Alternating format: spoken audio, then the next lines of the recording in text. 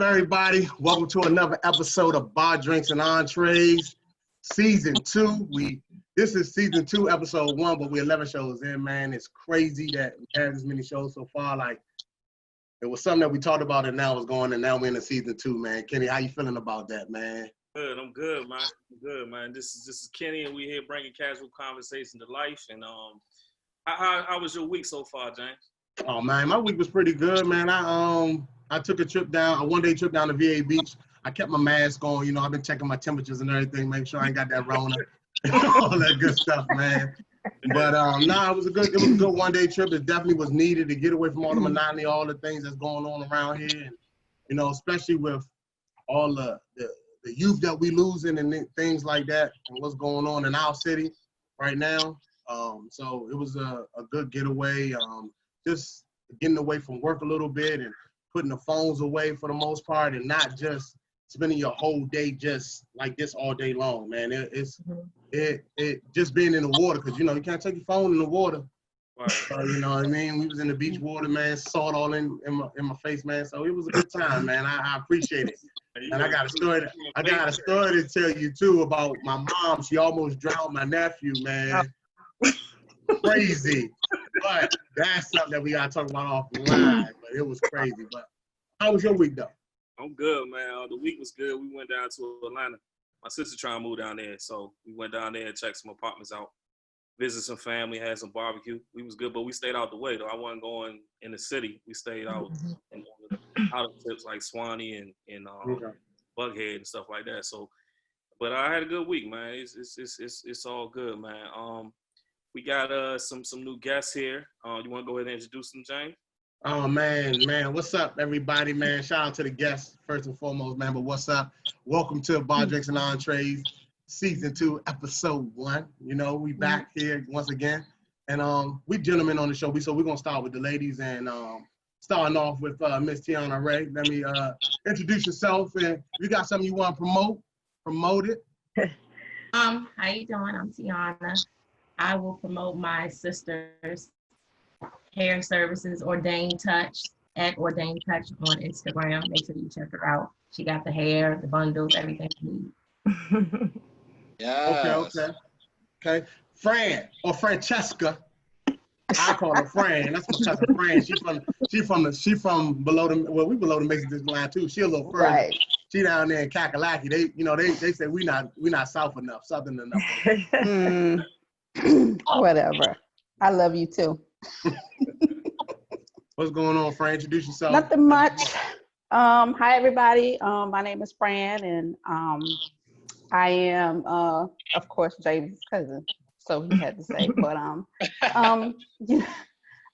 just everything is cool on my end. I don't have anything popping right now, but I would like to, my friend has a health and wellness website that I'll get to James so he can plug on, so everybody can check it out. She does like candles, bath salts, things like that. So all the ladies I know love a little self-care. So I think it will be really cool for you to check out.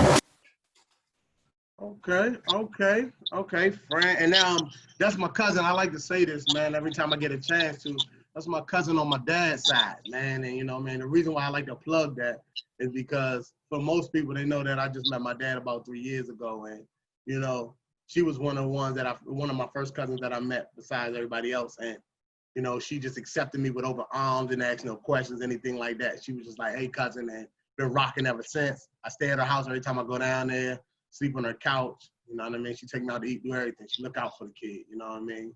It's more like a brother-sister thing already. So, yeah, I'm a little spoiled, but it's more like a brother-sister thing already. So I always like to plug that in. Next up, we got Freaky Reek. That's what I call it, Tarika. Hey, everybody. I'm Tarika. My life's not that exciting. Working the wonderful world of HR. I'm a mom, 2 years in now. So I'm surviving, keeping him alive. I don't have anything personal to promote, but my two mom friends, they do have their own brands. They sell apparel and accessories. So Momish, she has a podcast too, but momish.com, Keeley Carter, and My other homegirl, Raven of Coco Ivy. Black businesses, Black women. So check them out. Yeah. And without further ado, the man, the myth, the legend, man. Go ahead, man. Don't gas me like that. Nah, keep gassing me. Keep gassing me. Oh, the man, the myth, the legend, man. One of my homeboys, man. We hoop together. We've been rocking together for a hot minute, man. He got his own thing going with his part, man. I'm gonna let him speak about it. He also doing the same. I'm gonna let you do your thing, man. Like You already know. I just like to get the flowers. I just like to get the flowers to our brothers, man. You know, we don't get a lot of flowers, man, while we alive, man. You know what I'm saying? Nah, but I always get them from you, and I get a lot of game from you. You know what I'm saying? So when you talk, I definitely listen. You know, just being one of my OGs, and everybody think like an OG is like a man that's out here like doing criminal work, or nah, that's not it. Is like anybody that gives you like game, and makes you become a better man. That's an OG. My name is Sonny. Some people call me Hoffa. I don't care what you call me. As long as you call me, everybody family. I got some things going on. I'm selling drinks right now. This is that Launchmont lemonade, $15 a jar. It's fire. You know, it's fire. I make drop-offs, and this is the thing. You don't even, if you support me, I bring it to you. You don't even gotta leave your doorstep. Clinton, Springfield, I don't care where you are in the DMV area, I come to you. So that's popping off. I got red sangria, I got white sangria, I got Launchmont lemonade. I'm coming out with the margarita soon. So they're $15 a jar. There's 16 ounces. But if you get the trifecta, that's my special. That's 3 of them, $40. You know, the price don't change, but I can work with you. You know what I'm saying? So that's one thing that I got going on. That's called Sunny Spirits. You can follow me on IG, Sunny M. Hoffa. SONNYMHOFFA. I also do a podcast every Monday, 8:30. No Disclaimers podcast. We've been doing that for about 3 years. We're about like 160 episodes in, and it's the same thing. Hey, we talking that jazz just like y'all talk on it. I mean, it's not how you do it. You know what I'm saying? It's just it's been a blessing for me. When I see other people doing podcasts, it's dope. I like to tune in because everybody. You could talk about the same thing, but everybody got their different vantage points and perspectives. So we've been doing that. You know, we trying to be not the next Breakfast Club, but we're trying to be the dinner club. You know what I mean? So we want we doing it for free now, but hopefully, you know, we do get some new subscribers, and hopefully we get paid for it. And one more thing, Stamped Entertainment, me and my partner Nick, we throw events, and we throw all type of events. We throw pool parties, we throw baby showers, whatever. If you need an event done, holler at me, and we are going to get it done at a reasonably price. It's going to be a good function. So talk to me. Yeah, I've been to a couple of them pool parties over there in, on Timber Hill Road. I know what it looked like. Something slight, nothing major. Matter of fact, I pulled up and I seen Tiana there one time. Not to put nobody business in the streets. She been there. I know. She said to me. I get around a couple of them, you know. Yeah, she hit me talking about. Why I ain't been the one? I don't know what you Hey, come through. I show love. Hey, James, don't I show love? You better show have love a all the pool time, party man. this time, though. A nice Corona pool party. Yeah. But yeah, man, I seen Tiana and she was like, you know everybody. You know everybody. I was like. Don't make no sense. You do know everybody. Man, James, you could have told. You could have. She a Clinton OG. Oh, okay. As he sips his lemonade, Launchmont. You know what? That's crazy, man. Speaking of Launchmont lemonade, that's where my peoples grew up at, man. You know, I hooped at the court by the church. You know what I mean? Oh, down bottom? Yeah, down bottom. I've been down there. So you know the pink building that's down the street? Yeah, for sure. It's a pink building all the way on the other, like when you get through Launchmont, you come down to the bottom on the other side, right before you get to Capitol Heights train station. My mother used to own that joint. They used to be Scuff Chanel. So I've been, yeah, man. I grew up there. I played for Capitol Heights Knights, man. I was all through there, man. Oh, I never knew that. Yeah, man. That pink building that was on the corner, it was called Scuff Chanel. My mother's a hairstylist. She owned the building, her and her homegirl. Yeah. I know exactly when you pass the spin cycle, then it's like the mechanic joint on the left, and then on the right side it's the double-decker joint. Real pretty joint. Yeah, yeah, man. Listen, man. Yeah, all through there. All through there. You know what I'm saying? I used to go, then my cousin used to live in the high rises. I don't know if people remember them high rises. The wire. The Carter. Yeah. Yeah, man. So Yeah, man. But without further ado, man, thank you guys again for being on the show.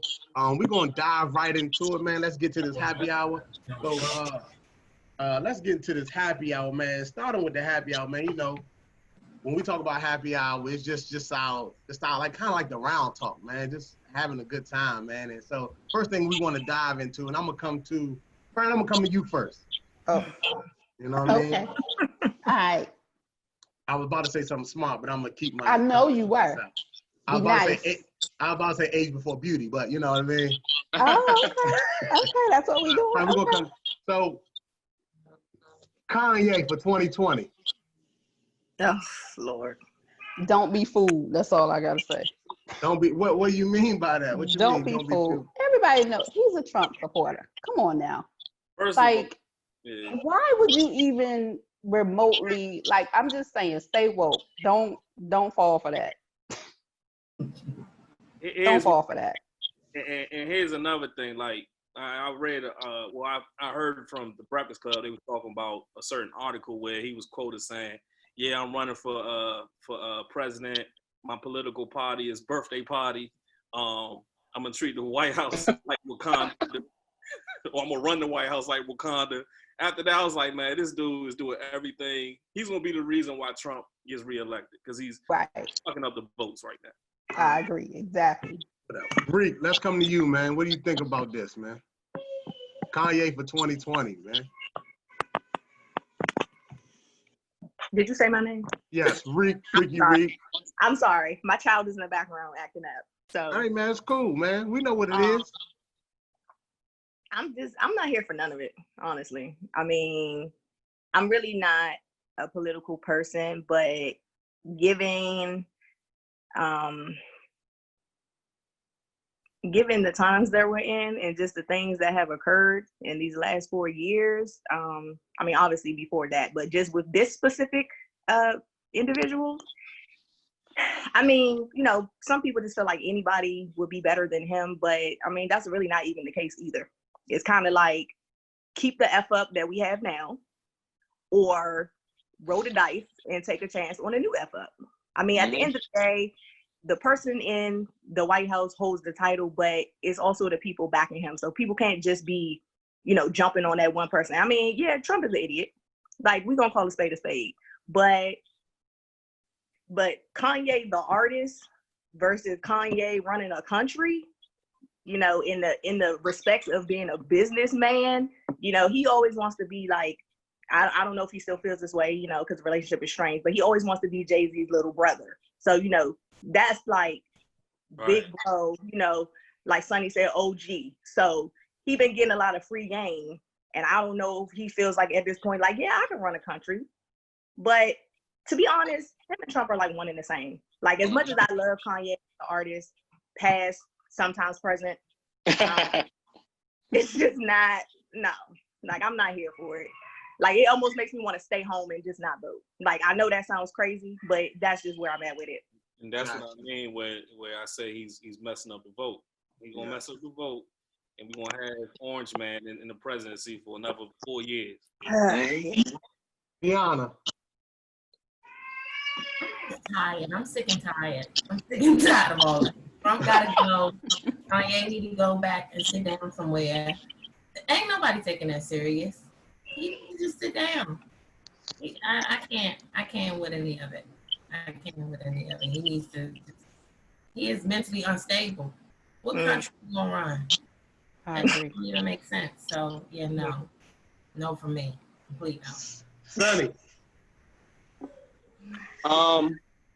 I don't care. I think people need to like separate what Kanye has done with clothing, with his music. None of those things matter. We're talking about someone who's going to be the commander-in-chief of the United States. We already seen what happens when a rich celeb gets in office, whether they're white or they're black. If you have no political experience, why should you be president? I don't care about. He's a clout chaser, and I like the old Kanye, but I have to separate it. We are talking about people who need to have like be well versed in foreign affairs and other things that he just doesn't have. Like, and I know a lot of you have probably heard this, but like, if you need an electrician, you don't go hire a plumber. You know what I'm saying? Right. Put ourselves in a hole we can't dig ourselves out of. And then a lot of people think, no, I'm not going to say a lot of people, black people, okay, hey, we need someone black. Kanye's cool. Kanye, first of all, he's bipolar. He's up and down. He's wishy-washy. And you do not treat running the country like a business. I think this is something that is something about status for him. Imagine, hey, I was the president of the United States, because that's how I feel about Donald Trump. He didn't think he was going to win, but the American people were stupid as a whole. When that I had to just group us. I don't want to generalize this, but he was surprised he won. You know what I mean? He didn't think he was going to win. Yeah. I got you. Cool. Kenny. I already said what I think he gonna mess up the vote. I think, like I said, I don't think mentally he's stable. He already said he has a mental health problem. So him saying that, and then like a year ago saying that he felt as though Donald Trump used him, he's only going to focus on art, he's no longer going to be political, and then now a year later he's running for president. Bipolar, exactly. Mental health. I got it. I'm gonna come from a different angle. You know what I mean? Follow me. Go ahead. Yeah, I want to hear this.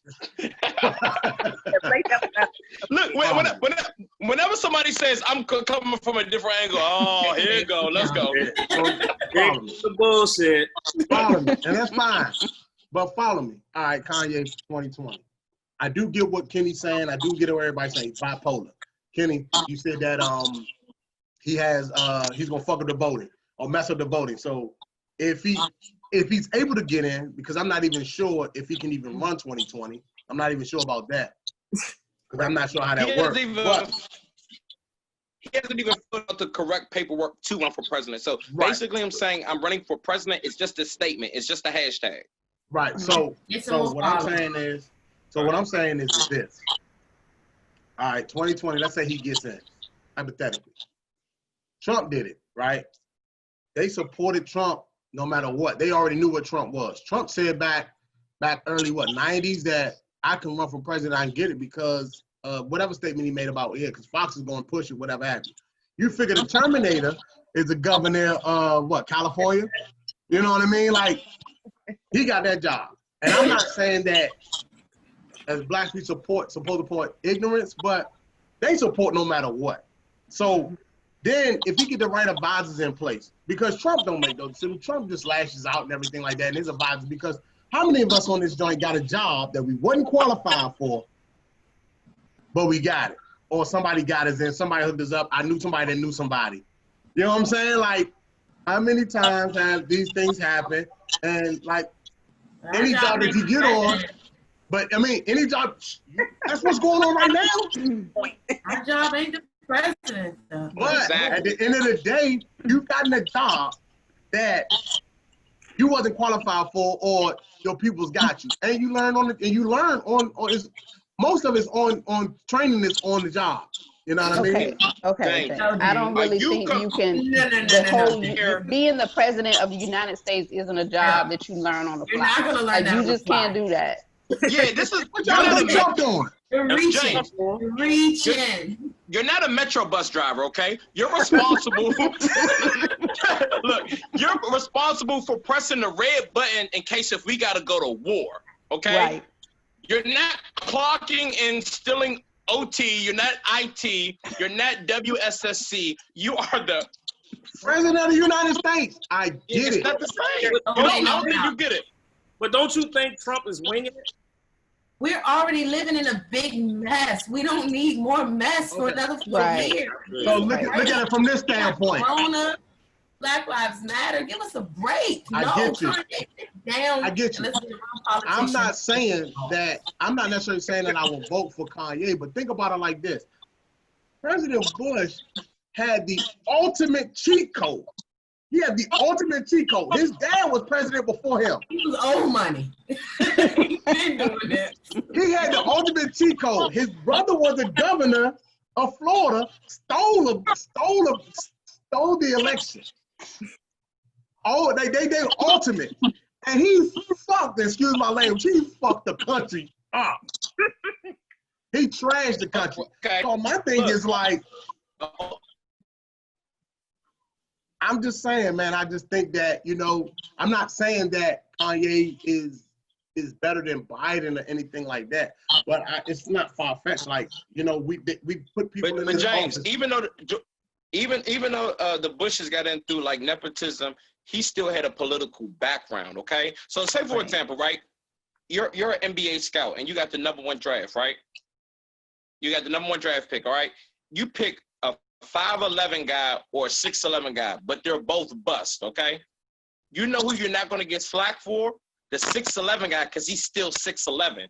If you pick a 5'11" guy #1, they're going to say, what the hell? At least George Bush had the background and he had people who were around him who were familiar with being a president. Kanye I don't think having the presidents even have a poli-sci degree.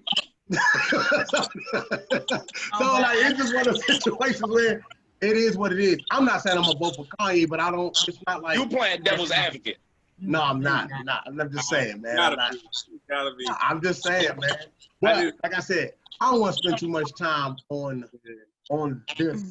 this one. Kenny, what we got next, man? What's the next? I mean, speaking of Trump, before we get off of that, okay. Trump was talking about. See, this is the thing that pissed me off with Trump, man. Like, he says things, but he doesn't know what he's saying. That's why I know he's not qualified. He says if the schools don't open up for the kids to go in, I'm going to cut the governor's funding for education, right? But me as a parent, I'm like, damn, the only person that's going to be hurt in that situation is my fucking daughter. When you cut the school funding, the only people that's going to be hurt in our situation is the kids. So, like, do he really know what he's saying? No, he don't, because he also said he's going to kick everybody out with a visa that's going to college online. He's going to send them back to their country if they're going to take online classes. But, man, we could talk about 4-5 all day, man. We already know he's entertainment, man. He's entertainment tonight. Anybody got something to say about that, or y'all good? Y'all just want to move on? Yeah, man, we can move on. I want to say something really fast before I lose this train of thought. In the beginning, I just noticed this is it's consistent with people. James and Kenny, y'all said when y'all went out of town, whenever someone says they go out of town, they be like, yeah, I went out of town, but I ain't really, I ain't do nothing. I still stayed out the way. You know what I'm saying? That's the first thing people say. They be like, I ain't go nowhere. You know what I'm saying? I went to Vegas. I went to Vegas. I ain't go to the casinos. I just stayed on the resort. You know what I'm saying?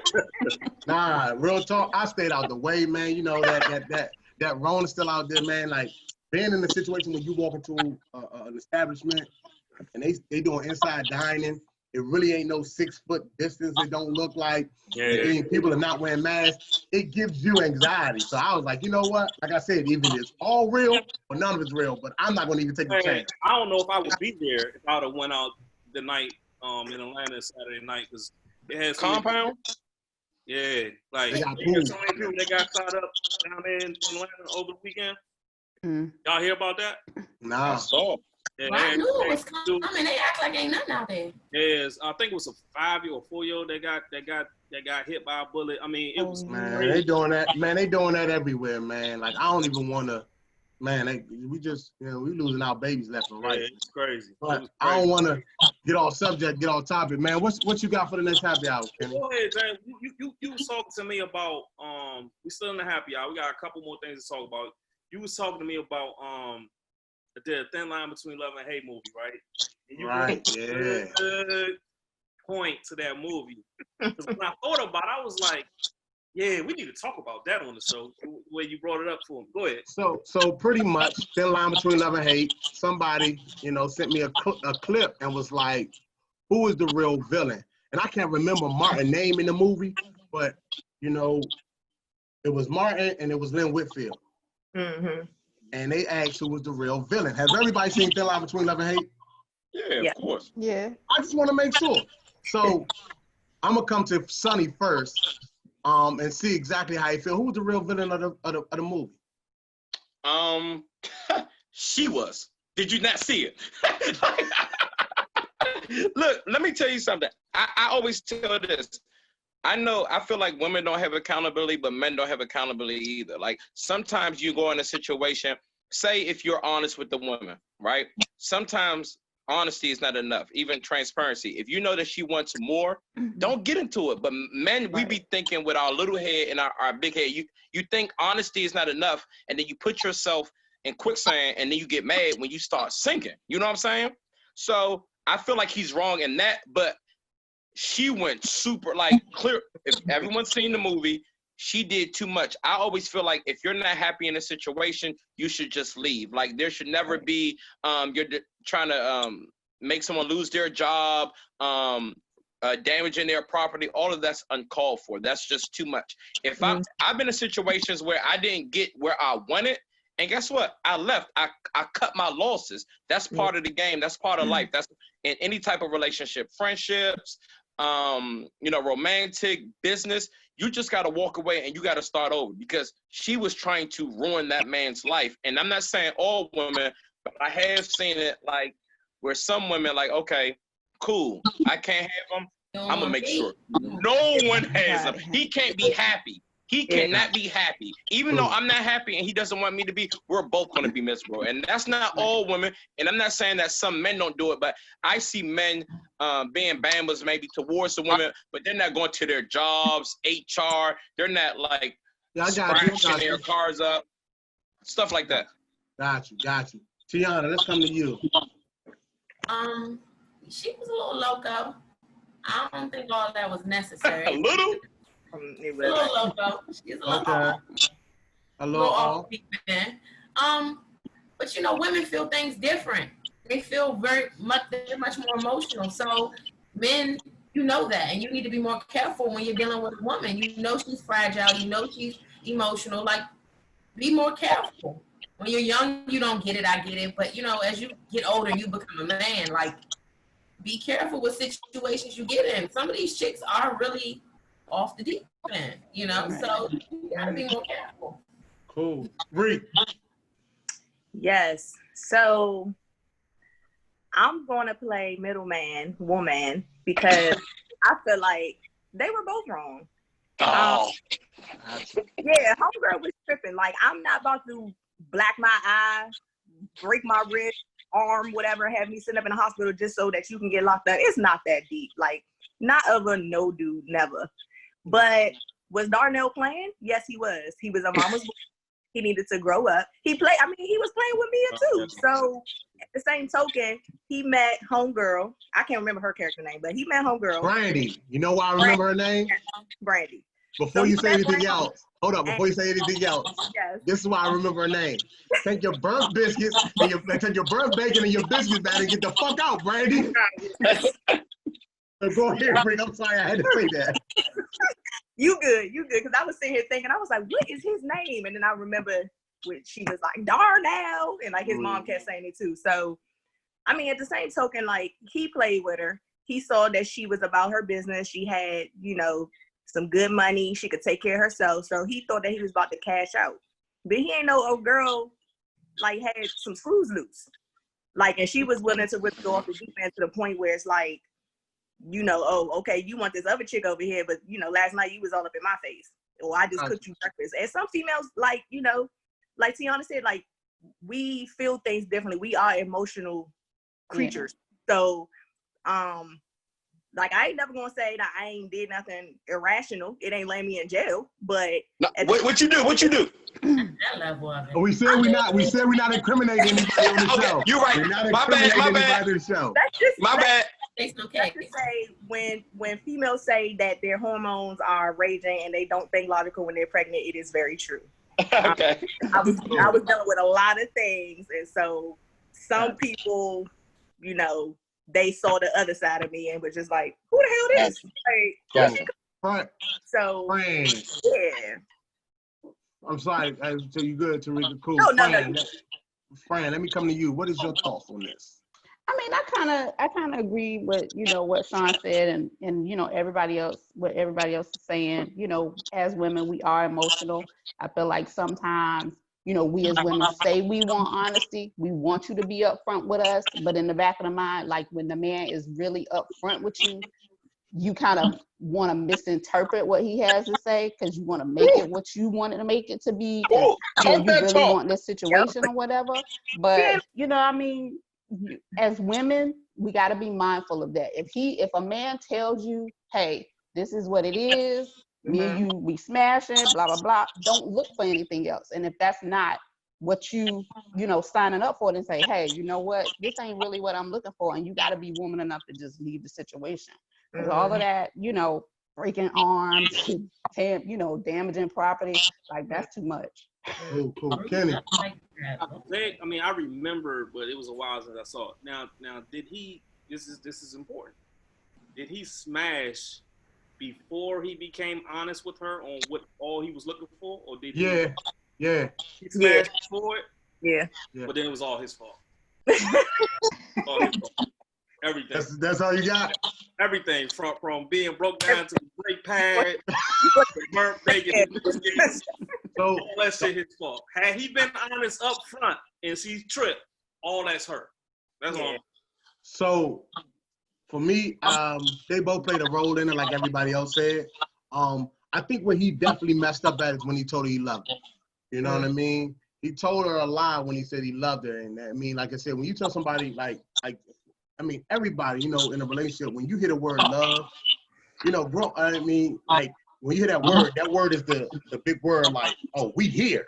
We in this. We're this is what it is.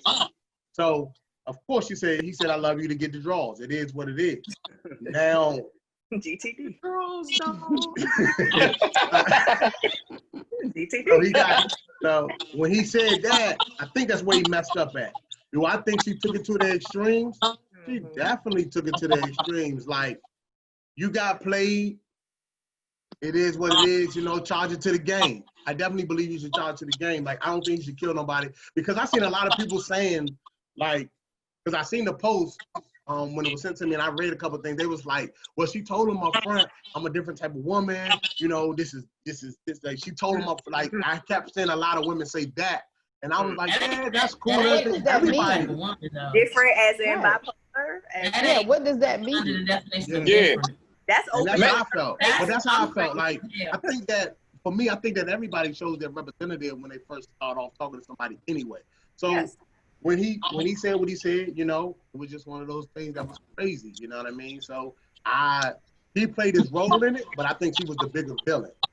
Because of what she do. She tried to defame the man and, mess up his character. Like, just saying that he hit you and lied and things like that, that's crazy. Because you can, this man is going to be known as an abuser. That stuff follows you. Right. You know what I mean? Mess up your life there. His life can be messed up for a lot. Then she messed the club up. Like, this is my money maker. This is my breadwinner. Yes. So, but that's it. Yeah, I think she was the biggest villain. So I guess we all agree. So I'm gonna come to everybody. Just tell me, biggest villain, Fran. Come real quick, Fran. Who's the biggest villain? Her or Martin? I think they was both at fault. I can't pick just one. Got you. Sean, come on, hurry up.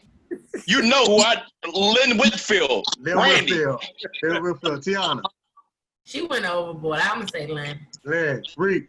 Brandy all day. Brandy. Kenny. Yeah, I'm gonna say Martin.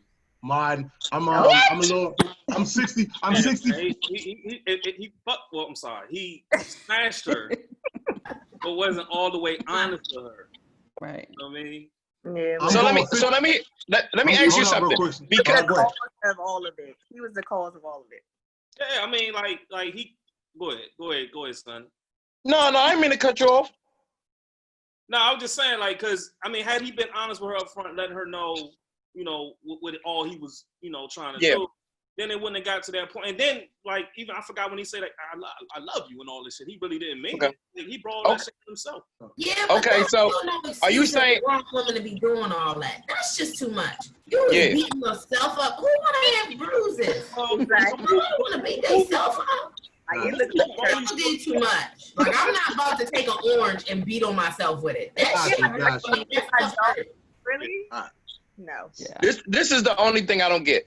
And this is what a lot of people do. And this is men and women. People feel like if someone hurts you, you can retaliate and there's no level. Because it's like, okay, you can't control my reaction because you hurt me first. So that's the thing is, you can't really dictate if someone hurts you or not. I can say, oh, well, hey, you drunk the last time I lemonade, you hurt me. I'm gonna go burn your car. Gotcha, You know what I'm gotcha. saying? That is not a reason for you to fuck somebody. Oh, Mess somebody over. We got you. Wait, go ahead. okay. Hey, I'm sorry. I was doing good. I was doing good. We hear you.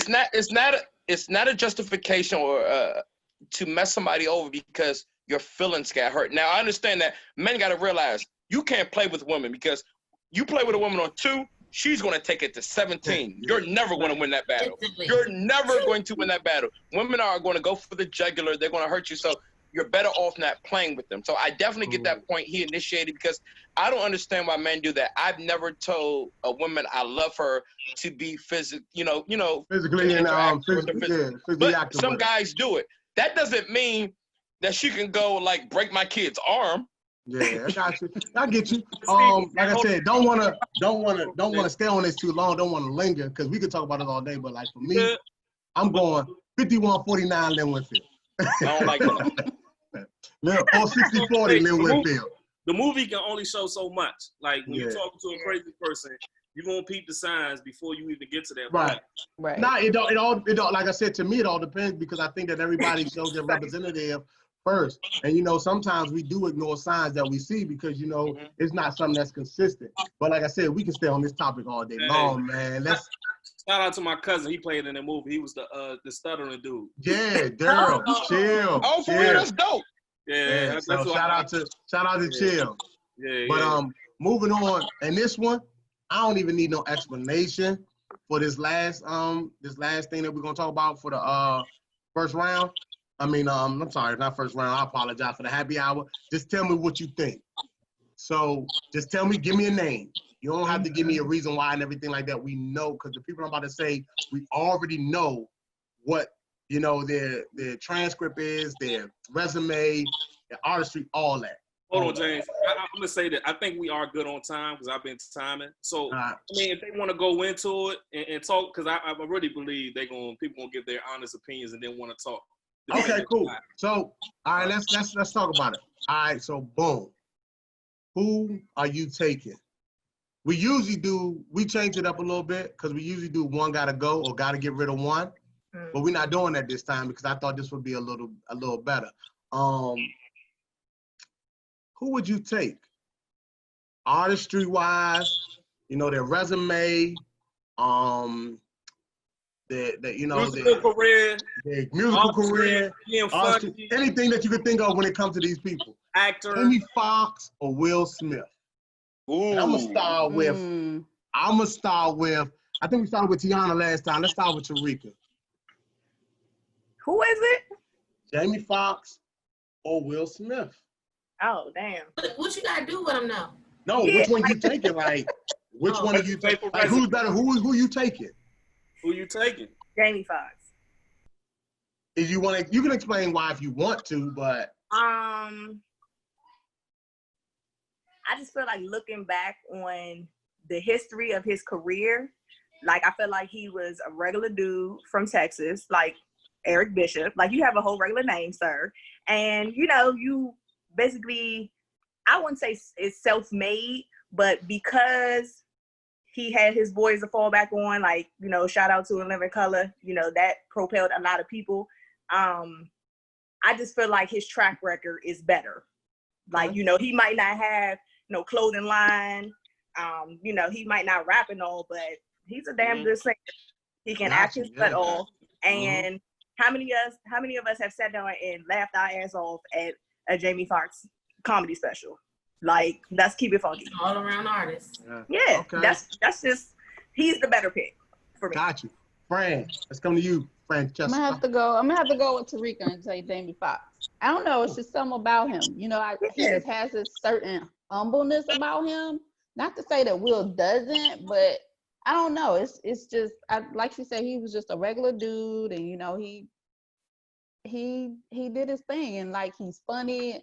I mean, I like Will, but I wouldn't be signing up to watch no comedy special on Will. You know what I mean? So Y'all think Jamie Foxx look better, right? Hold on. Are we gonna come to you, Sonny? I'm gonna come to you. I'm gonna get to the women first. I'm coming to you, Sonny. I just like his vibe. Okay, cool. Tiana. Okay, so this is a rough one because I do think Jamie Foxx, he's multi-talented. So of course he's the better pick. He sings, he's a comedian, and he acts. So he can do everything. But I'm sorry, I'm Will Smith. Because Okay. that's who I grew up with. I watch Fresh Prince every day of my life. I know every episode. So I don't know. I just gotta go with Will. And he looked better. Okay, cool. I mean, okay, do your thing with that. I knew that was coming. Okay, Will. Okay, cool. Will. Sonny, let's come to you, Sonny. Quick rundown. This is easy. Will Smith. So I thought about this, right? They were both in Ali. Jamie Foxx stole that. I ain't like Will Smith and Ali because he sounded like himself, and Jamie Foxx did an excellent thing, excellent job. But I gotta go with Will. This is why. He got Jada. Jamie Foxx was dating Katie Holmes. Okay, that's a scratch. Okay, she's not even a. Can I? Hold on. Can we talk about race? Go ahead. I'm gonna give you. We had the. If you want to go clear, you better go like Scarlett Johansson or something like her eye like this. Like, come on now, you gotta. If you go Jamie Foxx show, which he was super talented, it's not better than Fresh Prince. I'm knocking these out one by one. Jamie Foxx might be an overall a better artist. Like he had what's that? Unpredictable, amazing album. If you take Summertime, that's better than everything Jamie Foxx done did. You can't exclude Summertime. When the Summertime comes around, what song do you want to hear? What song spans Summertime? It's Will Smith. Well, and you talk about. So I like Jamie Foxx. You know, he got Booty Call. He has Law Abiding Citizen. But when he even got Ray. But Will Smith catalog, you got Enemy of the State. You got Independence Day. You got Men in Black. You got Wild Wild West. Like he has 7 pounds. Like I can really go on and on about Will Smith. Then you got put his kids in there. You got Jay, and you got to think. The songs he's did, what Willow has done. Yeah. So when you think about Will Smith overall, you also got August Alsina. You know what? That's my bad. Hold on. That was a good segue. August Alsina. Let's not forget about that. We're not gonna segue yet. We're not gonna segue. Okay. But open marriage. Let's talk about all this greatness. We're not gonna segue yet. But honestly, that's why I would choose, because Jamie Foxx is amazing. I don't like to put our black celebrities against each other. But Will Smith, to me, when you think of black excellence, you think of Jay, you think of Will, you think of Denzel. I do not think of James, even though he is. That's not one of the forefront names that I think of.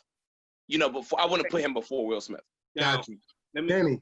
All right. So I'm Will. Like I think Will's catalog: Bad Boys 1, 2, 3, Pursuit of Happiness. Oh shit! I forgot Bad Boys. Yeah, all Bad Boys, Pursuit of Happiness. That Pursuit of Happiness was the first movie that ever made me cry. Like I was all that shit.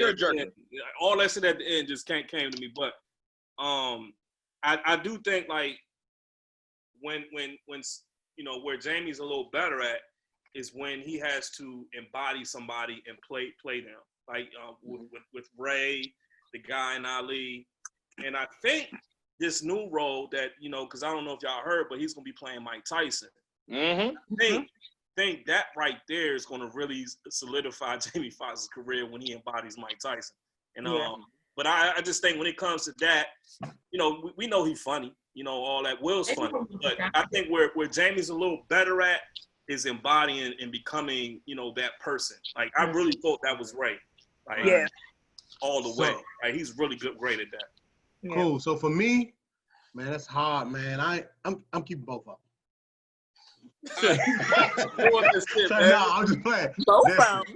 Listen. But real talk, like when I sat down and thought about it, man, like and for me, like just listening to Jamie Foxx, because I watched him, he did I listened to the podcast All the Smoke, and he was on there. And just listen to his track record and everything like that. Like Will, we already know Will. Like Will, like that line, how come he don't want me in Fresh Prince of Bel-Air? Yep. Like that line right there is so classic. Independence Day, Men in Black, Bad Boys, 7 Pounds, Pursuit of Happiness, Ali. he even played. I know he played a homosexual role. Like, you know what I mean? It's just certain things that he's done. His 6 range. degrees of separation. Yeah, his range is definitely crazy. Hitch. But like when I sit back and I think about Jamie, like Just Mercy was amazing. Ray was amazing. Like even how his come up was. His come up was throwing parties, celebrity parties, and he was throwing celebrity parties. Like people forget about Willie Beeman. I'm Willie Beeman. You know what I'm saying? Like, then you can defeat me. Yeah, dreaming. Yeah, like just think about it. Ray, then his music career, like his talent and everything like that. Even when he talked about even how he got his name. His name, he went on stage and he killed it. And when he killed it, he said that they didn't bring him back. And so what he did was, how he got the name Jamie Foxx was, he just started writing down female names because he seen that in the comedy clubs, they were picking females to go back on stage. Wow. So that's how Jamie Foxx, so he wrote down Jamie Foxx and they called it was him. And that's how Jamie Foxx stuck. Man, I knew that wasn't his real name, but I didn't know how he came up. That's how he got his name. So like, and then like Ray, like I was watching Ray maybe like 2 weeks ago, man. Like he embodied that role, something crazy. Even on, and he has something that Will doesn't have, and that's an Oscar. Will haven't got one of them yet. Do I think Will should have got one? He should have got one probably for Pursuit of Happiness. He maybe could have got one for Ali. Do you think of it on another level though? Will plays more of those roles that we can relate to. Yeah. He's played, you know, the Fresh Prince of Bel-Air, Why My Dad Don't Love Me. Everybody can relate to that. You live in the ghetto and don't know your daddy. Or but like, you can't. He plays more roles that like we can understand. Like Jamie does too, but the Jamie Foxx show, it was a show about him moving up here with his aunts and uncles. How many people have grown up with their aunts and uncles? True. So that and then the thing about it is, like, I feel like Jamie Foxx didn't just get his just due. Like, I look at it like this: when Kevin Hart dropped Soul Plane, nobody really paid attention to it. It was. I did. But I said. No, but hold on, hear me out. But when he started his comedy roles and comedy specials started getting big, he was like, "Oh, Soul Plane was crazy." But because you didn't know who he was at the time, like we always knew who Will was. Like it was one of the, like everybody remember the Purge, just don't understand. Like he always related to us.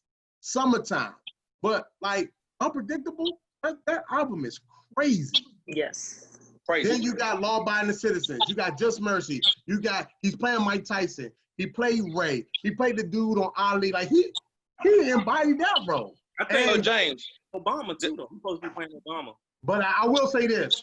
I think that role that he got in Ali was because of Will Smith. I'm not sure. I got to go back and check my sources. No, I was going. That's exactly why. Right. So I get it. So I'm gonna take Jamie, but I get that people. I get why people, because Will, it's almost like it's getting to the point where Will is like in that Denzel like realm, like. You know what I mean? Like how when we talk about music, Biggie and Pac are already in their own space. So now it's just everybody else. So he's getting to that space. But I like as I've gotten older, I do like Jamie maybe a tad bit more. So the two movies that skyrocketed Will's career when he was with Fresh Prince was Independence Day, then the first Bad Boys. After that, he was Denzel level. He was box office attraction the whole time. I got you. I don't think Jamie ever. Kenny, never. Kenny, you made a good point. This is what I'm saying. At DMX's highest point, he was bigger than Jay-Z. Yeah, he was. Like he was selling more than Jay-Z. Right. 99, that Darkest Heller's Heart, Flesh of My Flesh, Blood of My Blood. Okay. His whole catalog, though. Okay. So at his highest, Jamie is. Hold on, hear me out, okay? So when you think of Ali or you think of Ray, at his highest, I give Jamie over Will. But if you're talking about catalog, he's not touching Will. I would say though, he's not. Why would you Will compare got too many movies. He has too many. Why would you compare those two? Because like Jamie, he can drop a damn music album and like he'll shut the whole internet down. He can still do that. but because he can show his range, like y'all forget about Django. Yeah. Y'all forget about Django. That's what I'm talking about. Jamie, he can drop a music album right now and he will shut down the internet. So he's very multi-talented. Will, I would say they're both great actors, but Will's doing it. Law-abiding citizen. Because that's all he does. Y'all He forgot doesn't about. rap, he doesn't do anything. He focuses on just his, you know what I'm saying? Y'all forgot about Collateral. Y'all forgot about Collateral.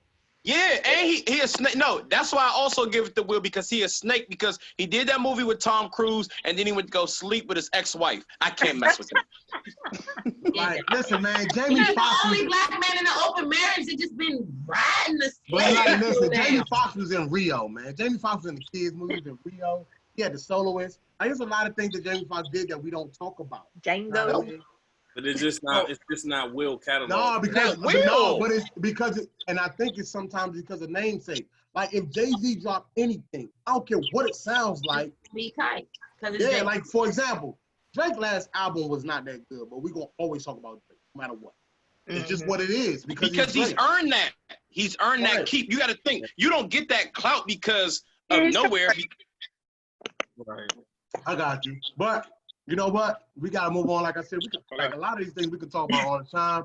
And you ready to move on, man? Like, let's get to this round one.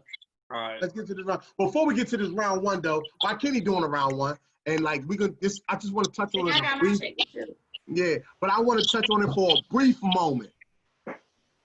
Jada, and August, man. Since we talk about Will, let's start with you, Fran. Like that's just a brief. Before we start, this is not a platform to we not bringing it up to what we say. We're not a gossip blog. We're not about gossip and all those things. But it's just out there. It's bar talk. She said something about it. It's bar talk. She said something about it. So because she said something about it, you know, I do want to speak on it real quick. And Fran, I just want to come to everybody real quick. Just touch on it while he's coming up with the first round. Well, at first, when it first happened, I was kind of like, well, what is his angle for even saying that? Because it kind of just came like random, like out of nowhere. But I think she had to have a rebuttal because she just couldn't have that just lingering. You know what I'm saying? Without her saying anything, which would lead to all the assumptions and people putting together their own ideas about their relationship and, you know, all that stuff. But I'm still curious as to why he kind of brought this up. You know what I'm saying? Like I have yet to see a reason for even, you know, bringing up. Speaking on it, yeah. Yeah. Tarika, what about you? So, like Fran, I kind of had the same first thought, like, where's this coming from? And earlier today, I actually watched the Red Table Talk with Jada and Will. Mm-hmm. And so, you know, just noting them putting out there, this is 4 years ago. They were basically done. Like, they said it was no turning back. And so, you know, Jada, from her perspective, seemed like she was very unhappy. And so she just stepped out here. August was already kind of in the picture. Like, Will knew him. Apparently he was very sick at that time. And so initially they had formed, I guess, a friendship, family type of situation. Right. It's kind of like, I want to help this young man because he's very sick. I don't know what's going on with him, but, you know, they said they were pouring time to find him resources to get him healthy again. Mm-hmm. So I think naturally when it comes to women, you know, if she was already feeling like that and, you know, her and Will was going their separate ways, trying to see what they was going to see if they was never going to come back together, then it really doesn't seem like she did anything wrong. Like, okay, cool. You know, it happened. I don't know. It happened. And I don't know, maybe August is just trying to be relevant again. I don't know why is this resurfacing all of a sudden. It's just, sir, you've been nowhere for how long? Right. Now you talk about rekindling things, and it makes Jada look like she's Stella or something. Oh, like, cool. Tiana, it's coming to you. Okay, so. Come on, real quick. We touching on it real quick. We got some other stuff we got to touch. First of all, real quick. I think, first of all, I think Will and Jada are so dope because this ain't new to them. This ain't the first time she stepped out. This ain't the first time he stepped out. They have been in the open marriage, but you know what they do? They got that Jay-Z Beyonce thing going on. Yep. We're not going to talk about it unless it's absolutely necessary. And because she got involved with an emotional man, you know, that's just so emotional that now he has to go on TV and let everybody know everything. Light So skin. now they're like, all right, hey, well, let's talk about it now because it's a topic, you know, let's talk about it. But I don't think it's no big deal. Who cares? But Jada need to not mess with them, you know, disturb brothers. Gotcha. Cool. Sonny, let's come to you real quick, Sonny. Okay. Of course, it's double standards because everyone has emotions. We're human. I don't understand why men can't be emotional. Women say men don't open up, and then they call us emotional. August Alsina was also blackmailed. You know, of course, he has custody of 4 of his nieces because of his sister died. They blackmailed him, so he was keeping it G. Because first of all, we all knew they were having sex. You see, I caught myself. Okay, we all knew that. So he didn't tell us anything that we didn't know. Now we all know that it's a code that you don't speak on things that you do, but they were making him, first of all, they did the red table talk to save themselves because Jada, first of all, she initially lied. Let's put everything on the table. She said nothing happened. Then when he started coming out, like, hold on, y'all making me feel bad. He wasn't doing anything in the music industry because they blackballed him because he's on the lower end of the totem pole and they're A-list celebrities. So when he came out, he's going through these things.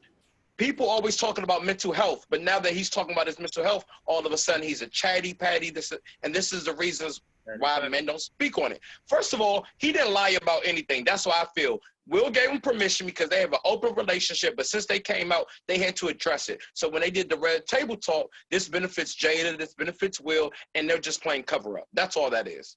Gotcha, cool. They're solid together.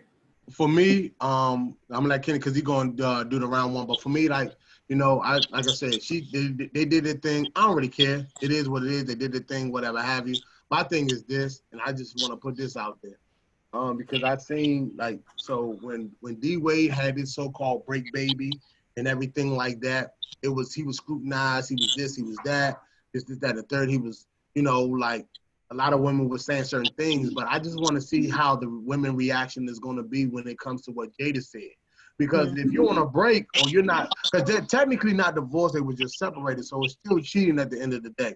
So I just want to see what women are going to say. They're going to back Jada. They're going to be like, hey, you know, things happen. They were separated. They knew they thought it was done. If it's the same thing, just because a baby was happened, if we're on a break and I do my thing, whatever have you, and a baby comes out of it, that is what it is. I mean, because everybody going to say, well, he had a baby.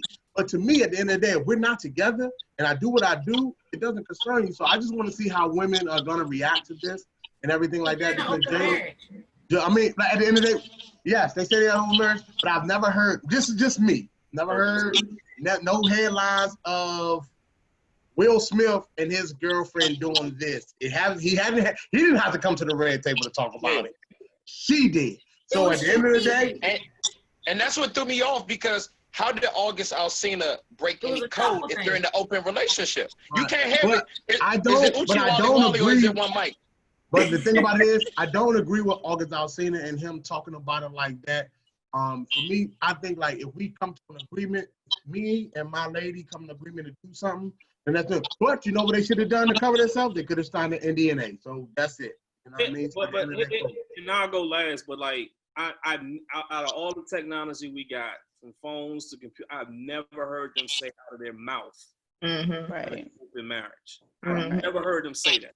Right. So when people say that, I think people were just saying that because we heard it for years and years.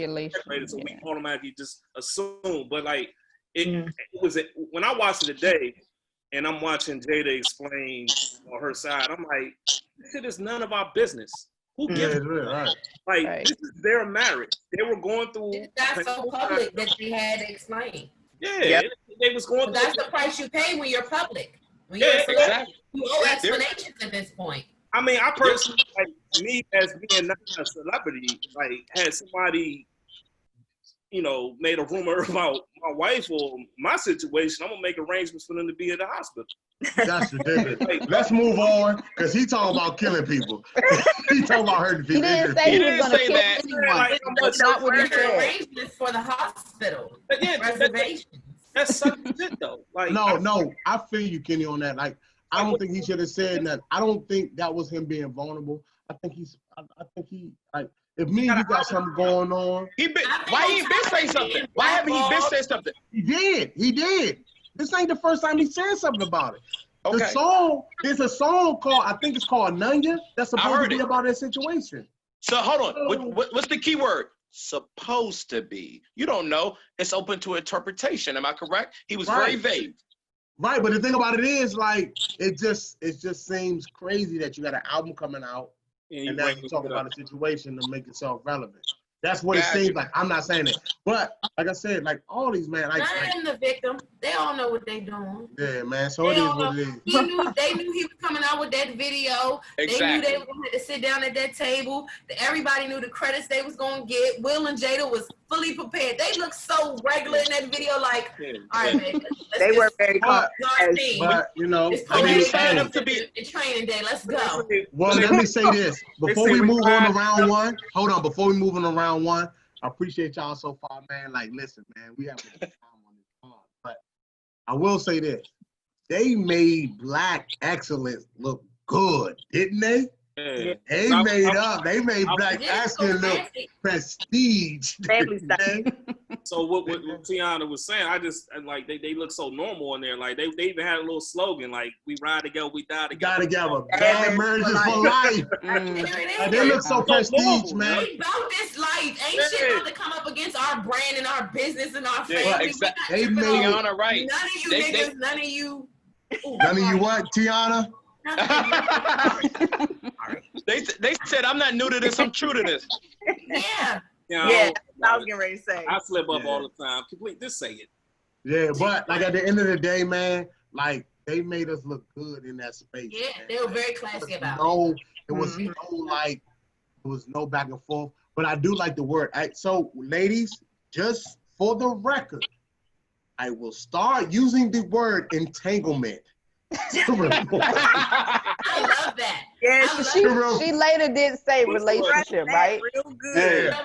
They had to make a joke about it. I will use the word entanglement to replace anything against me. If you saw the relationship sound bad. Entanglement. If you saw the video, Will was like, "Come on, man! Like, be more direct here. Like, what the fuck is entanglement?" Yeah, like what'd you say? What you about to say? Jada.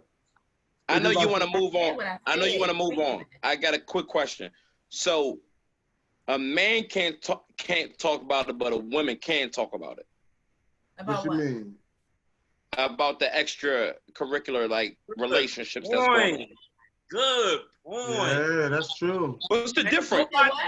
Ain't no women bashing Jada, but had the roles been reversed, they'd be bashing Will right now. That's what I'm saying. But no, we got 100 double standards that we gotta live by. So what? Get over it. But that's what I was saying about D Wade. No, but hold up.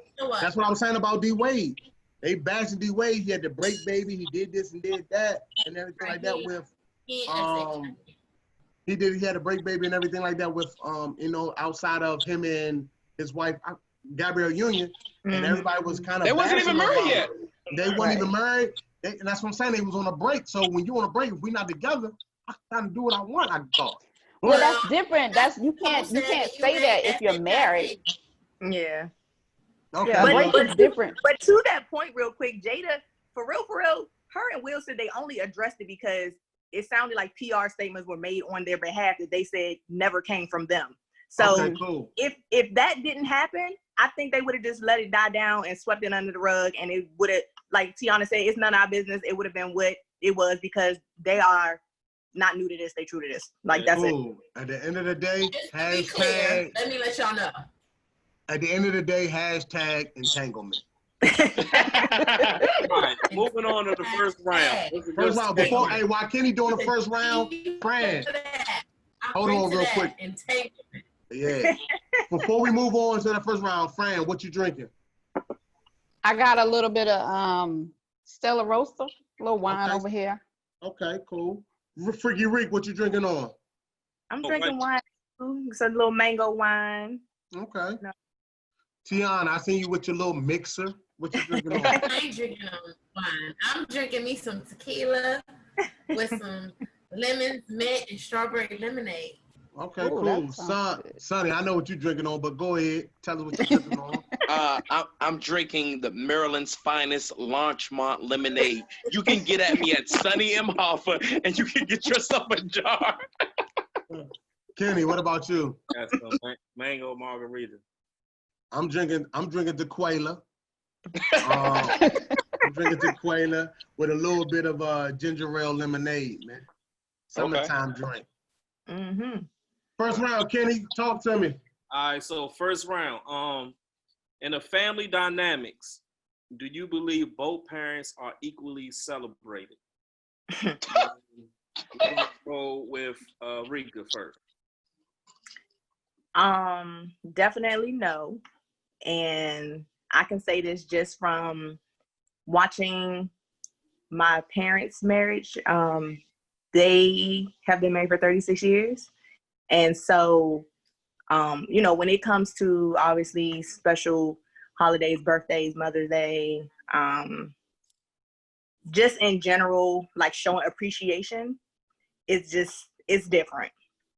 My dad, however, though, he is very low key, like he's not a celebratory person. Okay. So with him, he will verbally say, like, I'm not looking for all of that. It doesn't matter. You know, especially like Father's Day, you know, even my parents' anniversary, stuff like that. He just feels like it's another day. That could come from, you know, the way he was raised, his childhood. You know, he's one of 10 children. So it was just always having to, you know, scrape the bottom to get a little bit. And then also him being an entrepreneur. You don't work, you don't eat. So, you know, I don't think it's an issue, but it's evident. Okay. Francesca? Yeah, I would definitely have to agree. I don't think it's equal on any level. Being as from my personal experience, my dad was in the military, so he was gone a lot. So it was, you know, just my mom, myself, and my brother. So quite naturally, you know, she was birthdays, Mother's Day, things of that nature. You know, she was definitely celebrated way more. And my dad is pretty low key too, but he was, we definitely celebrate her more. And I think, you know, in some cases, some fathers, they get slighted. Everybody doesn't get they due justice, you know, because you have some really good dads out here, you know, and, you know, they need to be celebrated and, you know, praised for the things that they do, taking care of their kids. Because, you know, a lot of families or women, being a single parent myself, you know, you don't have that. So yeah, definitely. All right. Tiana? I think on a big scale, women are always more celebrated than men when it comes to parenthood. As for my household, though, when I was growing up, I was raised by a grandparent. My grand got she boss of everything, but everybody's favorite was my grandfather. So when his time came, it's like, all right, we're gonna equally celebrate. Our families celebrate a family. So my grandfather, my papa got his just due too. So it was 50-50 because he was always the favorite. But you know, if you don't celebrate grandma, you're gonna have some problems. You gotta give her Okay. or else. What about you, Sonny? I think you're on mute. I'm on mute. No, you can hear me? I hear you. We hear you. I think I can only talk for my household, but I have conversations with other people. I think like the mother is like super important, like in the beginning stages of like the upbringing. You know what I mean? Like you may like 8, and then when you get older, you know, then the fathers are more appreciated. I think my father told me being a father comes with no recognition. My father has been there my whole life. He's been there every step of the way. So was my grandfather to him. My father is a great grandparent to my kids. But my dad is just like people say, my dad is super low key. He doesn't need like huge gifts or anything like that. My mom needs she needs constant reassurance. And I think that has something to do. So I had to take a step on the outside and realize how Black women are not celebrated. So when their days come up, they need that. You need reassurance in your relationship. Like if I'm in a relationship with my girlfriend, I don't really need reassurance, but she may do that. So I hate to compare, but being a father, I see when I walk in CVS and I see we got no cards and the mothers got, you know, all these stuff where you hear that their mamas, you even hear rappers and maybe their relationships with their parents are different. Maybe they didn't have a relationship with their father, but it's kind of hard for me not to take it personal when I know I do everything I can and more for my sons. So like sometimes it's like my cousin said this, my cousin ain't got his mother a Rolex, right? He got, you know, a used one, but a Rolex is a Rolex. Yeah, right. So he was getting my uncle, he was getting my uncle something, and he's like, "You better not give me no damn card. You got your mother a Rolex." So I hate to compare. It's not, but like men are taught to eat a lot, and then we talk about, you know, you can't imagine. We were just talking about men being. Tiana was talking about men being emotional. Imagine your father saying, "Oh, you didn't get me this," you know what I'm saying? Men are supposed to be strong. They're supposed to teach their boys to be strong. So I think it's one of those like double standard things, because like Tiana said, there's a whole bunch of double standards, and some you got to eat, and then some, you know, you just got to live with. So we're not celebrated as much, but I feel like your kids still love you the same. They just know, like, for example, I'm gonna wrap this up. I always give my mom something expensive for Mother's Day, because the more I spend on her, that means the more I love her. Okay. So one day, you know, as me being a father and I feel like not being appreciated, I got my dad, I'm like, yo, you know, I got an expensive gift. My mother went off. And the thing is, my dad always looks out for my mom, even if she doesn't look out. He came to me, he said, "Please don't ever give me a gift that's more expensive than your mom. Take care of your mom." I'm like, y'all did 50-50. But he knows, hey, that's her thing. That's not my thing. So just, you know, cool it. In our day was like that anyway. Like our grandfathers and our fathers, that age range, they're low key play it back, stay in the back playing cards in the house. They don't need the whole rah-rah. They make everything happen. So like, that's how my grandfather was. I don't need all that. We got him some suits, sent him a little cash. He told us if we had a party for him, he gonna surprise us and not show up. So, you know what I'm saying? It was like, all that. That's what he told us when we were going out. Cool. And see, that's what I see too. See, like me, I grew up in a household with my mom and dad all my life. Grandparents, my mom and dad, they grew up in a broken home, but I didn't have a broken home growing up. But like, I see, I don't think necessarily we love our moms more than our fathers.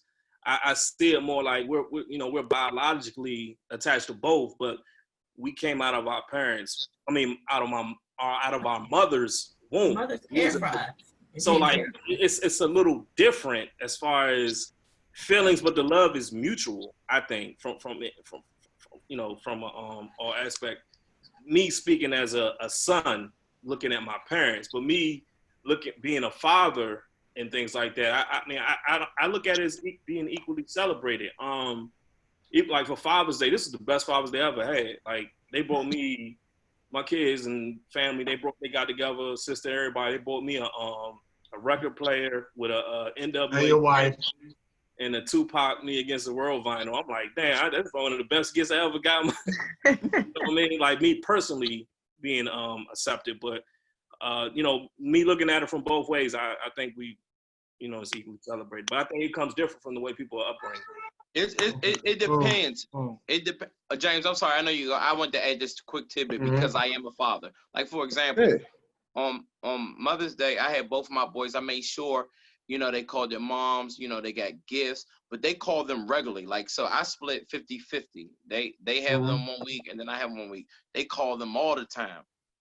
When I don't have them, I don't hear from them. And then, and the thing is, I'll say it. I'll express it. I'm like, well, why don't you call me? And I try not to be soft, but I'm also unlearning. It's not soft. I'm letting my kids know that I want to hear from you, even though I don't have, because being a parent, which some men don't, it's a 24/7 job, whether you have your kids or not. So it's some things when they do that, like, oh, I want to do this for mom or this and that, or like my kids are easily bored. Like I can take them to Disney World and on the way back they'll be like, oh, I'm bored. I'm like, what? Like I feel like sometimes I feel like sometimes because I know for sure, and this is not, I am more interactive with my boys, but it's easier because I'm a man. So, you know, we're playing basketball, things that, but they are just, their natural inclination is just to be close to their moms. Gotcha, cool. I guess I got the last word on this question on round one. For me, think from a standpoint of course, when you look at it on the surface, moms are celebrated more. When you look at our history, of course, the man was always out working, bringing home the bacon, as they say.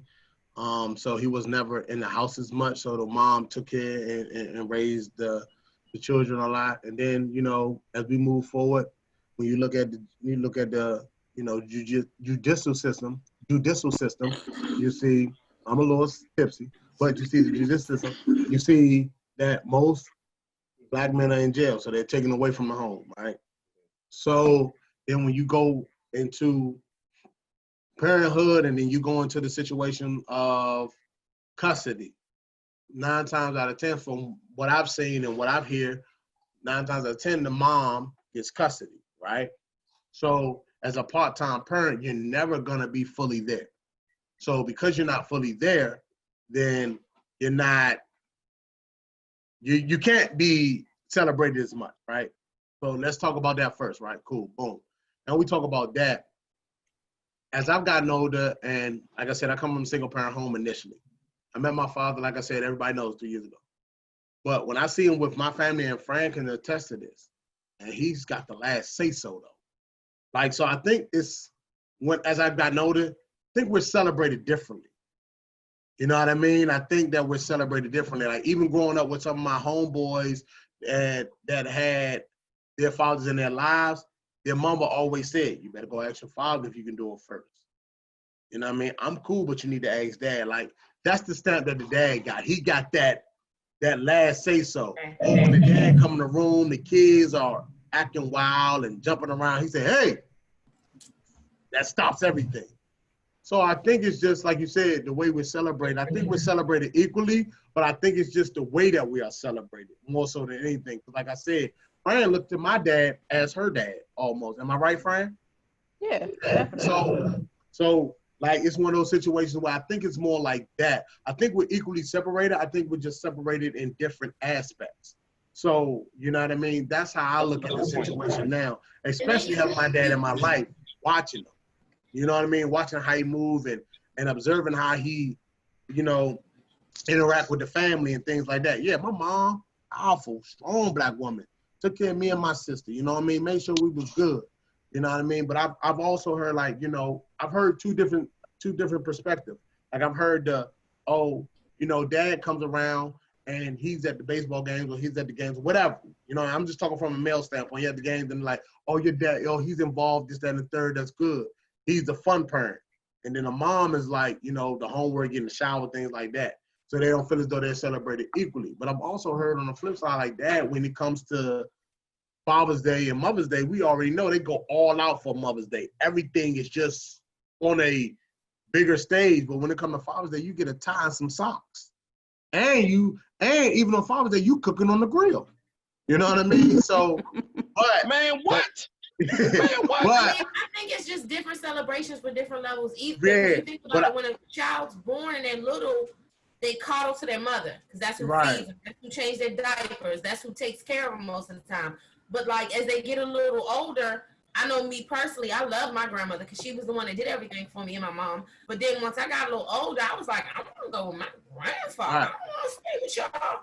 So it's like you cling on to at different stages. And even if I got grown, like I love my grandmother and she's still the queen of my life, but my grandfather, I think like we know who the matriarch, we know who the matriarch of the family is. Yeah. But I think that when you go to granddad and he give you some jewels, you like, damn, that's crazy. So I just think it's when you think about who celebrated more, I think it's more so of not who celebrated more, but they celebrated for more so than who celebrated more, because we both play a major role. So that's how I look at it. That's a good point. I just want to add to this. My mom definitely took better care of me, but I learned more stuff from my dad. Cool. Exactly. So it's like they give you they feed different parts of you. Right. You know, Cool. as you get older, dad gives you more wisdom, but mom's who takes care of you. You know what I'm saying? Yeah. She's the caretaker. She carries you, so she has Right. to take care of you until you get to that age. And then it's like my godson, he used to be like, I'll come to y'all, but can I go back to my daddy? I used to be like, boy, he don't even get you snacks like we do. But he didn't care his daddy was the best in the universe to him. So I just think it's nature versus nurture. But I agree with you, Sonny, though. Like, I think for mothers, they are nurturers. They're love, you know, your first love from a woman and things like that. But you know, I think they lean on the fathers more to actually teach a young boy how to be a man. And I think that's what you meant to say. I mean, that's how I feel. I think my father taught me a lot more than what my mom can actually teach me. Gotcha. Yeah. Cool. So moving on around too, Kenny, man, you know what I mean? Just making sure, you know, everybody good. Y'all having a good time, man. Appreciate y'all, man. Good. Great conversation. We in the second round. Almost in the midway through, almost to the end. Second round. Can you remain friends with your ex in your new relationship? And on the other end, You good, Tiana? On the other end of the seesaw, can you deal with it if your significant other have done the same as well? Go ahead, Kenny, pick who you want to talk first. Say that all the way again. So pretty much, can you remain friends with your ex having a new relationship? And if the tables was turned, would you allow your significant other to remain friends with their ex? Pretty much. Why would he need to be friends with his ex? Oh, way to jump in, Fran. Way to jump in, though. My bad. No, you good. Fran, we gonna come to you. We gonna come to you, Fran. We really feel, Fran. Talk to him. So go ahead, Fran. I'm just trying to understand, why would he need to be friends with his ex? Like, and because here's my thing. You're in a relationship, you and your significant other, whatever. I just feel like if it's monogamous and it's just you and him, then all that outside, like, you don't need all that. Like, It's me and you. Like, why would I continue to talk to my ex when I have you? If you and I weren't on the same page, or I wasn't getting something from you, then I'm going to gravitate to him because he gives me a certain thing or whatever. I just feel like you cause a lot of confusion in relationships when you do that. Like, you just need to be upfront and be like, look, it's me and you. I understand you was with her, I was with him. But yeah, I feel like you should cut all ties because you're just asking for trouble. Cool. Reek, let's come to you for you, Reek. So I'm there with Fran. Reason being because in my personal experience, my current boyfriend, his ex-girlfriend is manipulative and just messy. Okay. And it's to the point where she uses her child, who my boyfriend has been like a father figure to since he was born. Like, she uses him as the pawn. Okay. And the weird thing about it is that she lives down south. She's always lived there and he's always lived here. And so my thing is, you know, the intimate relationship didn't work. And I told him, like, okay, you know, I understand. I feel for the little boy. Like, I'm not telling you to cut all ties, but because he's still young, you know, he's under 10 years old, it's one of those things where she has to still, you know, his mother has to still be inserted into the equation. And because I know that she cannot just be a platonic friend, given that, you know, they have 10 years of friendship, you know, just aside from the relationship that they tried to have. So it's just, it doesn't work for me. And I really just, you know, like Fran said, it's just messy. It just adds extra moving parts to the equation that just don't need to be there. It's one thing if you went your separate ways and you all don't hate each other, that's cool. Right. But still, you should be working on being a us in your new situation if you're in one. Like, gravitate towards each other and try to be a unit and work on giving each other what it is that you need. Like, it shouldn't be no outside factors. Okay, cool. Tiana. I disagree with everybody. Make it make sense. What do you? It just always becomes really messy. You know, it just always becomes a mess if people don't handle the situation properly. If everybody in the situation is not sure, like you said, if you got petty women who don't know how to be mature and who think they're gonna like, let's just be clear. Mm-hmm. In some situations, women, we as women like to flex our power. If that's my ex and I had him, men do it too. If I had him once, I can always have him. So it just becomes really messy. And what do you do in that situation? You know, so y'all didn't work out in a relationship. Y'all wasn't best friends. Don't try to be best friends now. I ain't here for it. Right. And people get too comfortable. Like people in situations like that, people get too comfortable. Like, you know, it might get to a point to where she's like, oh, well, my car broke down. You know, can you just help me out? Some situations I agree to work because, like, I have an aunt who she has kids. Her ex-husband and her current man was all at. We have them at Christmas dinner. We all sitting there playing spades, you know.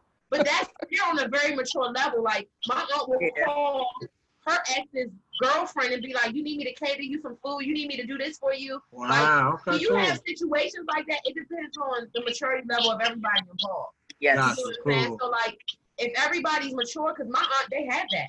Both her men been at Christmas every year for the last forever. You know what I'm saying? Player. Right, let's hold up, y'all. She 100% G. But yeah, hold up, y'all. Hold up. You sound or what? But like you were saying, Tiana, I feel you on that too. But didn't mean to cut you off or anything like that. But definitely want to get Sonny on this and want to respect everybody's time too. But Sonny, what you think, man?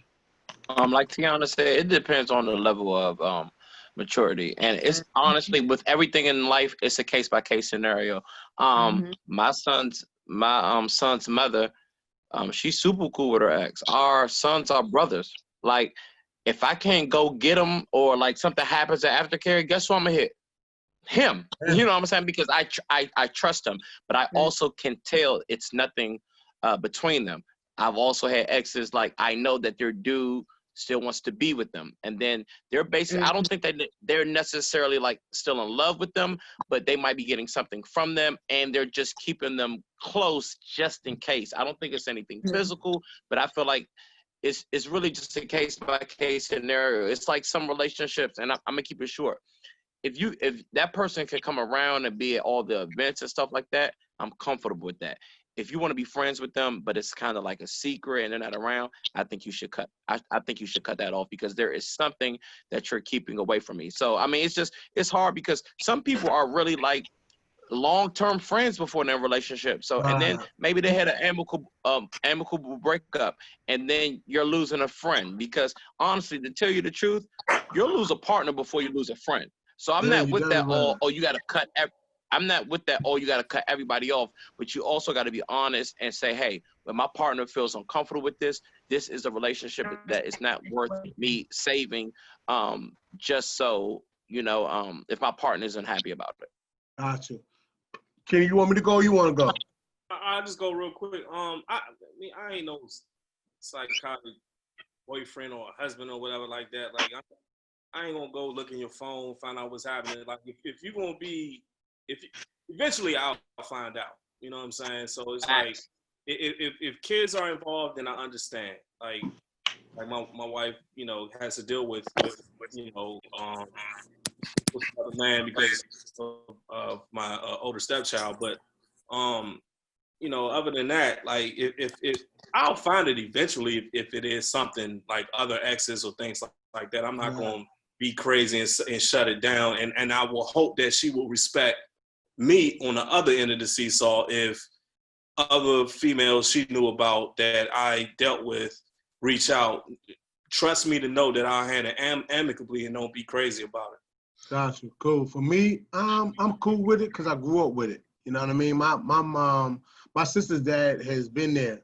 You know what I mean? And my stepdad now that my mom married, they're cool. They have a good time. They joke. He come to all the functions. He was at my mother's birthday party. He was at 4th of July. He's at the cookouts, everything like that. So for me, it doesn't bother me. You know what I mean? And a lot of like I said, if we broke up, and when we broke up, we broke up, and it was mutual, and we still have a good relationship, and we could be mature about it. I'm fine with it. I don't have no problem with it as long as you know how to draw the line. Somebody told me when I was in college, you know what I mean? And they stuck with me to this day. You know, I don't have to respect the relationship. You do. So that stuck with me to this day. So if I'm in a relationship and I know that the young lady who's my friend, even though we may have had some dealings in the past, if she can't respect my situation, then I'll cut her loose. But as long as she respected my situation, I don't see nothing wrong with it. And vice versa. If the young lady I'm dealing with, she's dealing with a guy, she used to deal with a guy, but it didn't work out and they're friends behind it. If you can respect him, if he shows respect to me, I'm cool with it. I'm comfortable in my skin. At this point in my life, I'm comfortable in my skin. And like I said, at the end of the day, if you lose me, you losing a good thing. That's how I feel. You know what I mean? So at the end of the day, that's on you, man. Like, if you lose me, you losing a good thing. That's on you. So if you willing to, because this is the thing, if you willing to mess up that risk money. it all for the guy that it didn't work for, then you wasn't for me anyway. Because obviously it didn't work the first time, second time, whatever, but now you with me, so obviously he didn't do what he was supposed to do. But if you want to give him a second chance, do your thing, man. You know what I mean? I'm not going to block my blessings being mad at what you do with the other guy. And that's just how I feel about it. It's also levels of friendship. So James, you all already know, me and you run in a lot of the same circles. Yeah, we a lot do. of relationships that I have been in, I have basically, the reason I got in a relationship, because I never really had no game. It's I got a vouch from a mutual friend through a mutual friend. So this what happens. We talking and it don't work out, but we all still friends. You know what I mean? At the end of the day, So, like I said. So it's levels. So as long as you're not, like, I'm not saying y'all going to the movies or not, but like if I like your picture on IG, or if I want to support your business, or if I see you out and about, things of that nature. I'm not saying like, oh, y'all going to be going to Miami together. You know what I'm saying? Yeah. But it's all about, first of all, if you do not trust your partner, that's the first thing. And I think a lot of people be in relationships and they don't trust your partner because it takes two to tango. Because this is how I look at it. All right, say for example, my woman friend does like me. You know what I'm saying? If I don't like her, why do it matter? And that's just how I look at it. Because guess what? Men are pompous. Mostly, any male friend that your woman has, if she threw it at him, he going to catch it. You know what I'm saying? But you have to be secure with your woman and her having discipline and knowing that she's all about you. Yeah, very much. At the end of the day, like my man said, like my man Lil Duval said, black men don't cheat. You know what I mean? Black men don't cheat. So, moving on, it's the last one. Everybody got a drink in their hand. Tiana just went off screen, but everybody got a drink in their hand, man. If you ain't got a drink, go get you a drink, man. We gonna wait. I might gotta re-up. Go get a drink real quick, man. I kind of feel like, James, we're gonna have to bring that question back in happy hour, man, and expound upon it even more. Yeah, we definitely are. So many ways with that, man. Yeah, I like that question. But like I said, I don't have a problem with it. I think that, because you were friends before me, you're gonna be friends after me. You know what I mean? If we didn't make it out. The thing with me is like, with my wife, like, we all love our mothers, right? And when our mothers, eventually we don't want to see that time come, but when that time do come, when they leave this earth, we want them to fill that void for us. I mean, me as a man, like when I'm going through it emotionally, or I'm not an emotional guy, but like if I'm sick or, facing some type of trauma or whatever, like this is the first woman I want, to go talk to and look for her to reason with, you know what I'm saying? And I look for it more than lust, more so than anything, right. You know what I mean?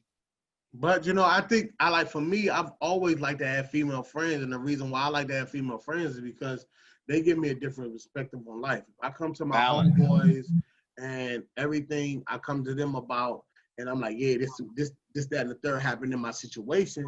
And they say to me, hey, man, whatever, man, you was right. But if I get a female's opinion on it, or let me not say that, because somebody said to me that female is not the right term. So if a woman's perspective on it, they may say to me, hey, you know, nah, James, look at it from her standpoint. What did you do? How was your situation? And I need that, because what that does, it allows me to sit back, you know what I mean, take in what you said and then apply it. So for me, that's why I do have women, you know, as my friends. It's not necessarily that I want to do anything with them or anything like that, but they help me grow in my relationship as well. Yeah, you need balance, and you need balance and duality. And then also, it's about that thin line of respect too. As long as the people outside respect your situation, you respect your situation, then there comes no issues. You get what I'm saying? Because when it becomes blurred lines, that's when it becomes an issue. You know, Gotcha. As long as you don't have some person that's, yeah, I like you on the low, and I'm gonna keep throwing shots at your girl on the low. See, that type of situation don't work. But that's for me. But that's for me to decipher. Trying to get her every time you turn around, so it just. But that's for me to decipher, though. That's for me to decipher. I know the game. I've been in this game a long time. I know what it is. So I know how to decipher when you're throwing shade and when you give me good advice. You know what I mean? I think it clicks too, because like if we hearing the woman that we dealing with, and they speak their side, and we ain't trying to hear that shit, and we go explain it to our women, just a friend, and we go explain it to her, and if she comes the same way your woman come from, you're like, damn, that's okay. We're slow. Men, we're slow. Like, we're all the way. We're stupid. So we're not. No. First of all, Kenny, hold up, Kenny. Speak for yourself, Kenny. We're not slow. Let me say this. That city y'all want. We're slow. No, we're not slow. I need a little reinforcement. No, and I'm going to get some flack, and I'm willing to take the flack. We're logical. You tell me something's wrong, my job is to fix it. Tell me this, that, and the third, that's how we think. We're logical. We're not slow. We're logical. And I'm willing to take the hit from all the women sitting right here on this pod. But like I said, that's how I feel. We're logical. So when you say, hey, there's a McDonald's, something like that, and you say, hey, there's a McDonald's, and then I don't stop by the McDonald's, and you upset. You upset. No, you just should have said. No, you should have said. We're logical. No, we're logical. You should have said, hey, I want McDonald's. Right now saying it. I see. You should have just said, I wanted McDonald's. Let's take an example, James. We on the highway. We're not logical. No. Here's what y'all would do though. We on the highway. We on a road trip to South Carolina, Georgia, whatever, from Maryland. You're hungry. We pass an exit. Y'all say there's a McDonald's. Oh yeah, it's a McDonald's over there. We passed the exit. Oh my God. Why did you take the exit? Why didn't you pull over? I told you I'm hungry. No, you did not tell me. You didn't tell me you was hungry.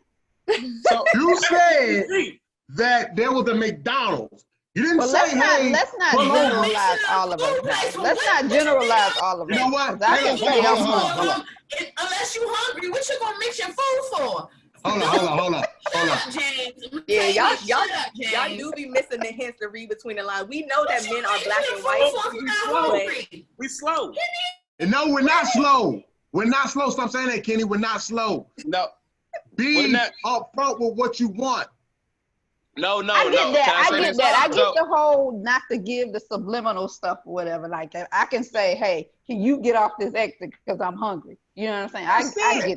I get that. No, but honestly, this one, we're not slow, but I will say is you have to think like a woman. And sometimes we fault women for thinking like, well, the biggest thing that we're supposed to think differently. That's why you're a woman. That's why I'm a man. You know what I'm saying? We are not going to see eye to eye. We're not built for that. So sometimes you have to say, okay, she didn't say what she mean. I know she didn't say what she mean. Let me just be proactive, and then that saves us a lot. I know. Hold on. That saves us a lot of trouble. Let's keep it a buck. But I'm not that guy. Be that guy. You gotta be that guy. You gotta be that guy. Man, I'm not that guy. But listen, I don't wanna like I said, I'm not that guy, but I don't want to take away from what we was talking about and everything like that. And I hate to cut people off, but I don't want to waste you guys' time. But James, hold on. Can I ask a quick question? A yes or no question? Real quick. I just want to ask the ladies a question. Ladies, does it matter how she looks? Is that a factor in if she's a friend or not? If you think she's attractive or unattractive? Question. No. That's a great question. No, I don't think so. That's one no. no. Okay. So Tiana Fran said it. Okay, cool. Let's move on. Hold on. Kenny. Jane, hold on. Now, what's the real answer? No, I gotta ask the fellas. That is the real answer. No, because I'm cute too. I don't give a hell. Right. Okay, I'm cute too. I don't care So what she fellas, looks like. So I'm fellas, in confused, your so it experience, doesn't. I don't have. females Yeah. they got some tactics with them too. So yeah. Yeah. okay. so fellas, yes or no, in your experience, does it matter if she deems that the woman is attractive or unattractive? Yes, it does. The woman is attractive.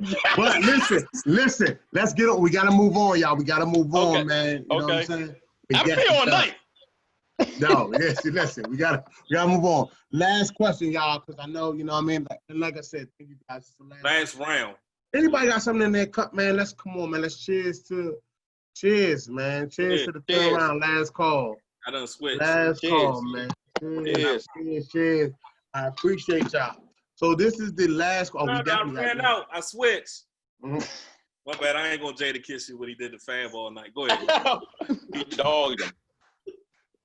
So look, the last question. Damn.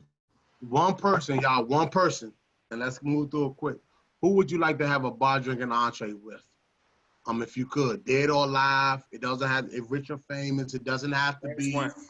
It can be, this is the last round. Who would you like to have a bar drinking entree with? It can be rich, famous. It can be anybody that you think of. They don't have to be rich, none of that. It can just be some regular person, you know what I mean? Anybody that you would love to time. Okay, that's fine. I'll let the guy go first. Okay, let's go to, well, it's not, I'm not going to answer because we already said ours, but, Sonny, who would you love to have a bar drinking entree with? Man, if you could, anybody in the world. Nipsey, I love his energy. I love the way he was going. Just to pick his brain, how he values the black women, his business. Yeah, Nipsey. Cool. Tiana, you want me to come to you now or wait? No, all the guys go first. We've been going first all night. Listen, all right. me and Kenny go. Ladies first. It's season 2. It's season 2. We can pick a new one. Come on. Okay, well, Season 2. Season 2, you want to pick a new one, Kenny? Yeah, go ahead. I don't know yet. So, You go Kenny, first. for me, Yeah. you know, all right, for real, my grandmother. I never, ever had the chance to have a drink with my grandmother. I don't even know in my life have I drank. And, you know, my grandma, that was my baby. You know what I mean? Like if you really know me, man, that's my baby, man. That was my homie. That was my ace boon coon. You know what I mean? And then I would love to have a drink with my dad as well because I know he doesn't drink no more now, but I know he drunk in the past. But just to sit down and have a real good talk with him over a nice scotch or bourbon. You know what I mean? Just to really sit down and chit chat with him about life, man. My dad drops a lot of jewels, and Fran can attest to this. My dad drops a lot of jewels, man. You know, for me, like I would love to sit down and really have a drink with him and talk about, you know, his life and his upbringing. Okay. I'm still thinking. Moving on to Francesca. I'll go after Francesca. I'm still thinking right now. I would have to say my sister. Like she was my ace, you know, and we did everything together. Rest in peace. Rest in peace. I would definitely have to say my cousin. sister. I miss her definitely. All right. Freak. Okay, Kenny. All right, for me, it'll be my cousin Will. I never got a chance, you know, this is the anniversary. Yesterday was the day of his passing. Rest in peace to Will. Yeah. So about six years, right, James? I'm around there, yeah, man. He made it to 21 though. He definitely he made it to 21. One of my biggest regrets in my life is I missed his 21st birthday party where they had it at some lounge downtown DZ. I didn't know about it. Eden, I think we had it at Eden.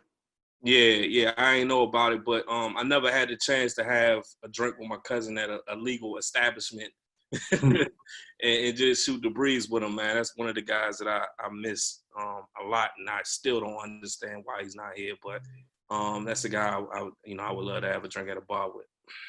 Free Reek, let's come to you, Free Reek. So not to stay on a somber note, but I will probably have to go with my god sister.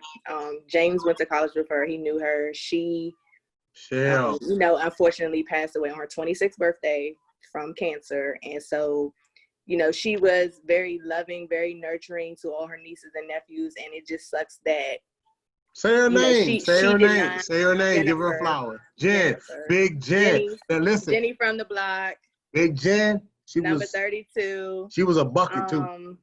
Yeah, we don't understand it. And it sucks because, I saw her in her last days, and one of the things, before she was no longer able to speak, she asked, like, why is this happening to me?